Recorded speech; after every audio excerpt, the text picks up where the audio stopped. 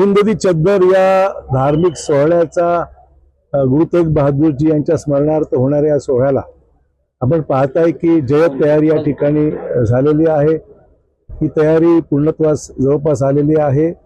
उद्या आणि परवा हा कार्यक्रम मोठ्या प्रमाणात होत आहे आणि माझं निमंत्रण महाराष्ट्रातील नांदेडवासियांसाठी बिलकुल आहे की हा कार्यक्रमाला फक्त काही सेक्शनमध्येच पासेसची आवश्यकता आहे, बाकी ठिकाणी पासेसची आवश्यकता राहणार नाही। सर्वांसाठी हा कार्यक्रम खुला राहणार आहे। तर जास्तीत जास्त लोकांनी या ठिकाणी या सोहळ्यामध्ये सहभागी व्हावं, या ठिकाणी होणाऱ्या धार्मिक प्रार्थनेमध्ये सुद्धा सहभाग दर्शवावा आपला आणि उद्या होणाऱ्या मोठ्या कार्यक्रमामध्ये राज्याचे मुख्यमंत्री सन्माननीय देवेंद्रजी फडणवीस आहेत, उत्तर प्रदेशचे मुख्यमंत्री आदित्यनाथजी सुद्धा या ठिकाणी येण्याची शक्यता आहे।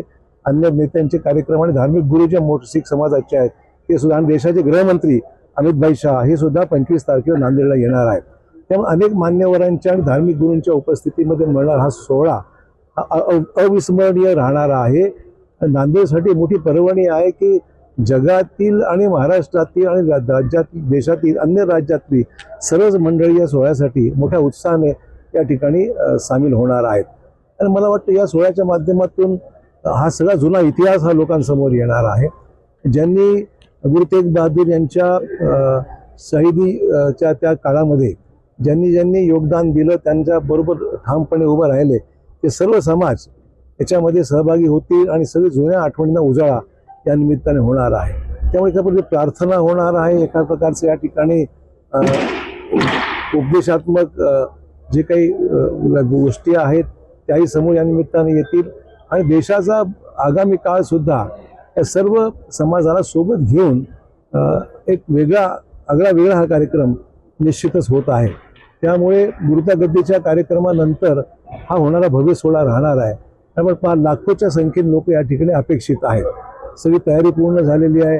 लंगरची व्यवस्था आहे, स्टॉलची व्यवस्था आहे, वाहन उभं करण्याकरता भरपूर जागा आहे आणि हे मोदी ग्राउंड जे आहे आता हे यासाठी सज्ज झालेलं आहे।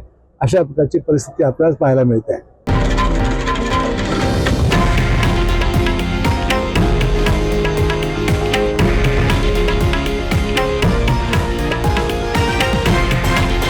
हे आहे देशातील नंबर 1 न्यूज नेटवर्क आणि आपण पाहत आहात TV9 मराठी, एकमेव।